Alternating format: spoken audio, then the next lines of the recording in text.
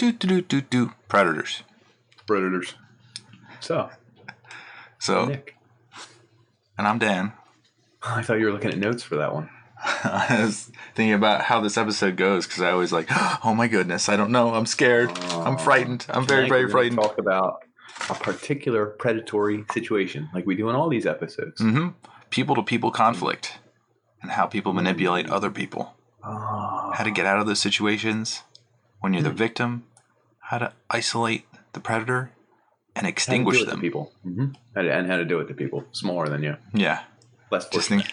Just in case you get the chance. What's today's what's the big one? Predatory lending. So the circumstance you find yourself in most often is that you need money. You're broke, you're poor, you're having some sort of unexpected expense, medical issue maybe, you lost your job. You just need fast cash. Your kid broke his leg, I don't know. Your boss just closed the doors and says, oops, I'm not paying y'all, I'm filing, good luck. So that's the generic version. There's also a unique element to this that some people like willingly know. Like they've had bank accounts before and they didn't like them because I guess they feel like they don't know enough. Like they're financially disadvantaged, so they assume that they don't know what the bank is doing, like the rates that they're lending. So they feel a little bit, I guess, belittled when they go to a bank, or the bank is far away. It's far away. Yeah, literally. It's a long drive. Yeah, or they don't have a car, so it's like they have to walk, or get on a bus, or spend money to get their money. Yeah, you're right. That's true. So I did listen to a certain podcast that talked about. I think there was like a doctor of finance who was teaching and also became like one of the check cashing cashiers, like the teller. He was charging some numbers. She was trying to figure out why people would do this. So, and she actually was like surprised by like the logic that poorer people would have, because they know how to manage their money. They just don't know, I guess, how to project their money out.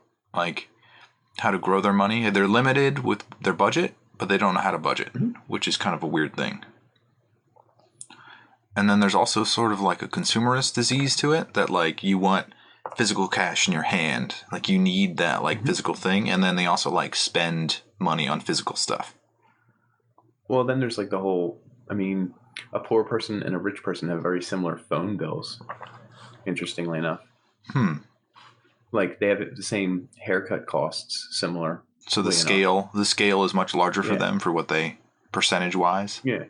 Yeah. So like, you don't make as much as, Mr. Rich McRich, but you still pay $100 a month for your cell phone and the service and the bill and texting and all that.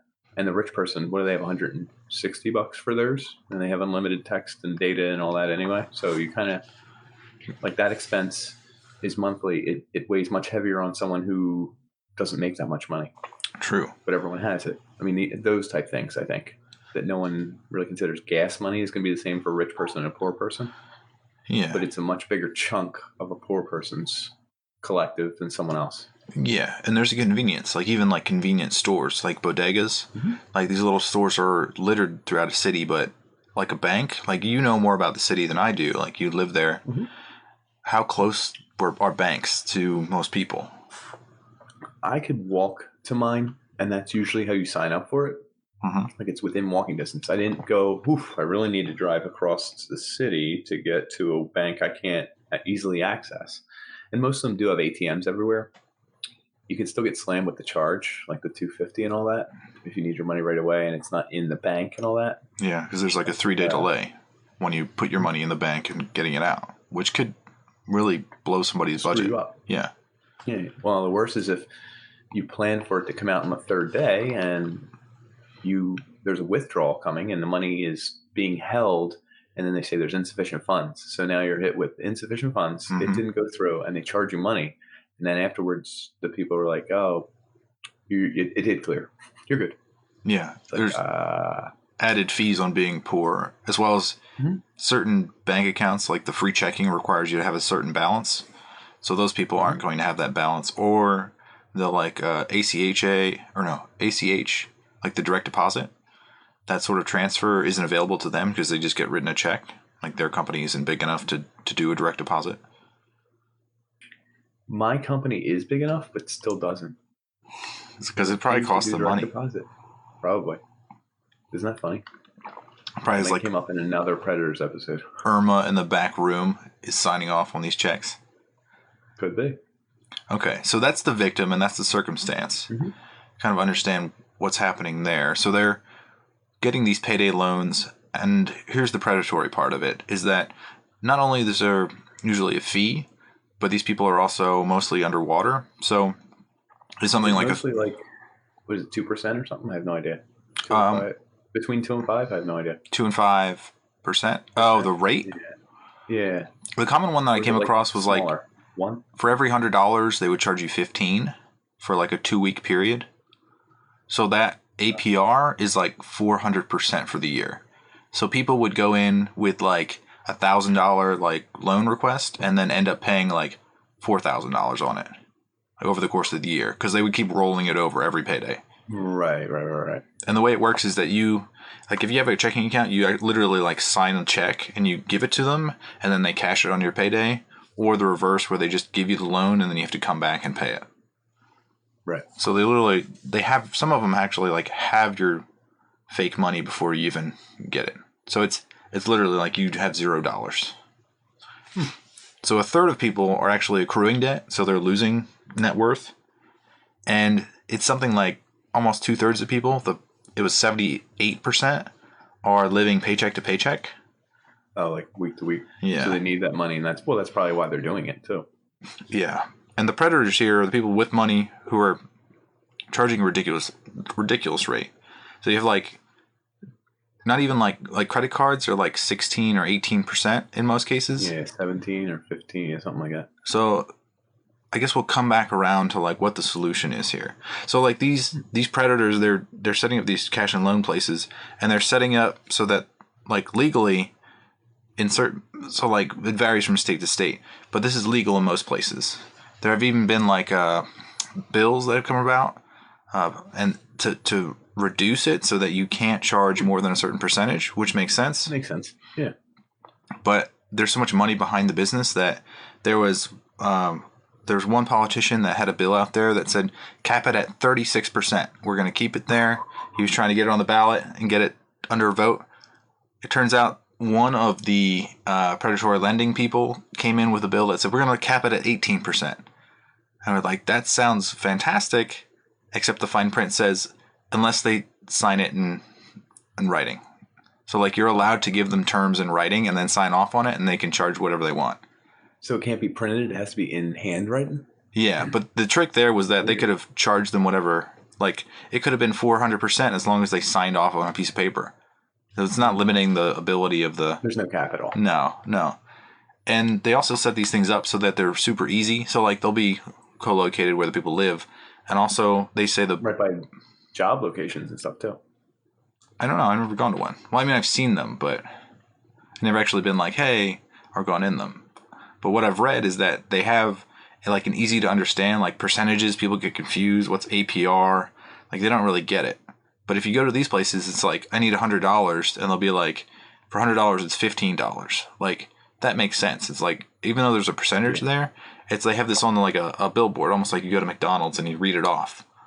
So these people are aware of like people's inability to conduct their own finances, so they're attacking them on like a mental level. Like subdue them into ease and then take their money, and then once they... it from them almost, like a little bit, like, hey, here it is. You got it. This is what you're buying. Yeah, once they get them on the hook and then they miss a payment, they keep re-upping the next loan. So like every payday, they get another loan, and then it's something like a majority of these people, like 80%, get the next loan and then keep getting the next loan. So they can't get out of the hole. Right, at that point, you're too far in the hole. Mm-hmm. Let me see. It's talking like... How do you know if you're... No. How do you know of what? You're the victim, but I guess you would know. These people, a lot of them had like, I guess the government on their side a little bit, because in certain states they limit the amount they could do on payday loans, but then they change the type of loan. So they do like title loans, which is on your car, and then they repossess your car, or they do it on like they call it a short-term mortgage on $200. It's like really, you can do that. You can do that, yeah. Wow, it's bizarre. It's really bizarre. Well, it's obvious because there's certain representatives that are a part of this like check cashing ring, and they like vehemently oppose. Of course. Yeah. There's a guy named Elkins. All the money. He got ripped apart by another. Yeah. Mm. There's a representative Elkins. He got ripped apart by another representative. He was like, don't you own like a dozen of these? And he's like, well, I don't see how that's. And then she said like, don't you know what a conflict of interest is? It's like blatant.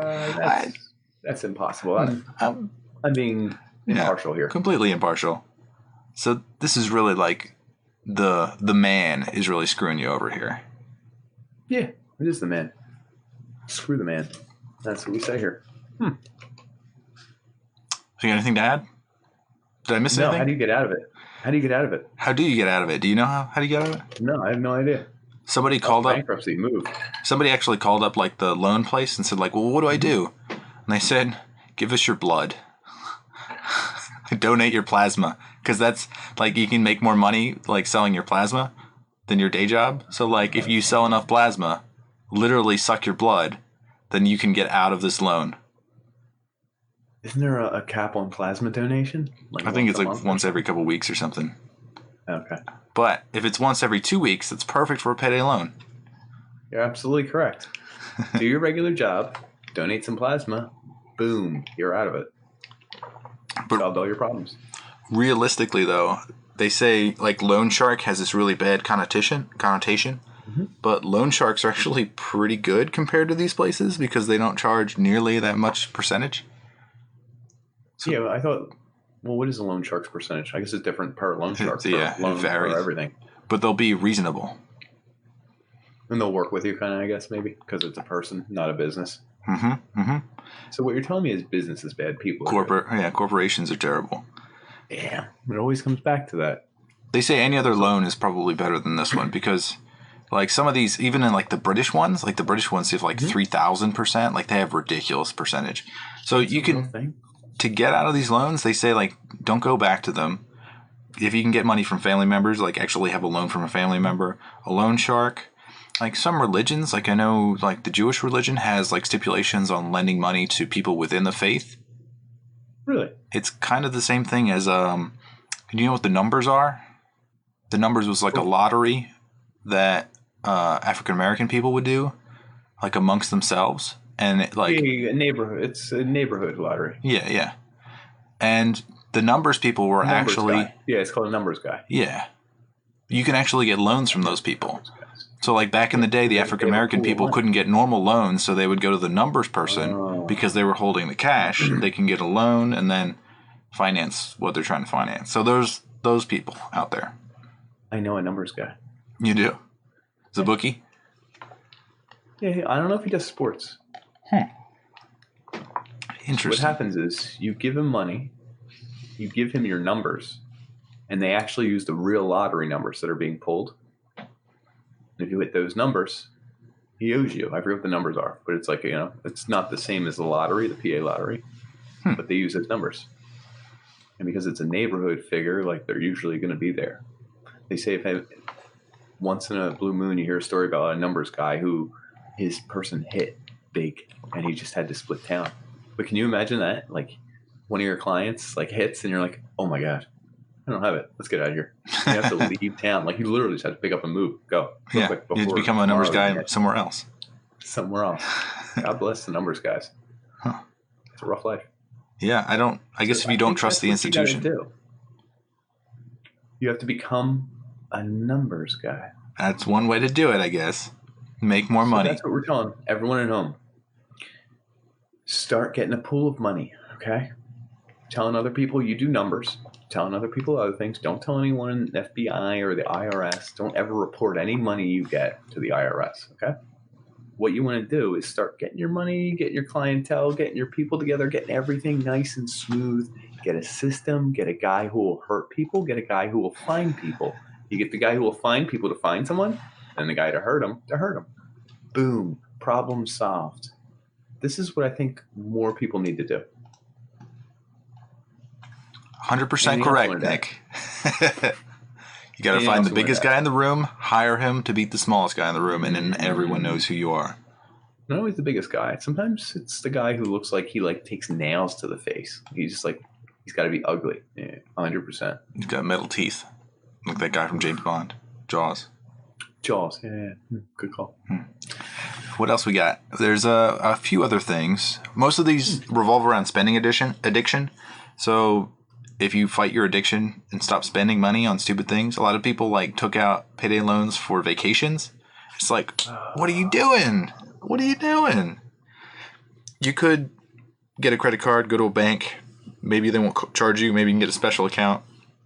More of these products are coming available. If you do get out of this, make sure there's an emergency fund, because it actually is, the statistic was that it was more middle-aged women. I guess they're coming off a divorce and they don't manage their finances and they don't have a job. Mm-hmm. So they don't have an emergency fund and they never expected to be in that position, so they didn't know what to do. Mm-hmm. So if you're prepared mentally and you have an emergency fund and you can navigate it, at least for a little while. Numbers, do more finance, get a little more savvy. Yep, savvy. Prep yourself with some money on the side, and avoid these situations unless you absolutely have to. Don't do it because you kind of want to, because it's going to snowball. That's where you kiss a guy in another guy's mouth. No, we already covered this one. So it's okay. If it's really bad, you bring up that reference and they say, no way, it's not going to happen. You say, I give up. This is bankruptcy. And then you start over again, if you can. Can you do that? I think these loans are absolvable. Nice. Another thing. Absolve all your loans, people. Bankruptcy. Just do it. It doesn't even hurt you. The one thing I forgot to mention is that there's no due diligence. So there's a federal, not mandate, but a desire, I think, that these loans should be limited and monitored, not only percentage wise, but if you take out multiple ones on the same paycheck, there should be in a database somewhere so that you can cross check them. So the federal mandate, the federal law should change to avoid the situation where someone takes out way too much money for ridiculous rates multiple times. For ridiculous reasons. Yes. Legitimate loans would be good. Maybe talk with someone, family members. Mm-hmm. Would help. Yeah. Did I miss anything? Have we got anything to cover? No, I think you actually covered everything. Predators.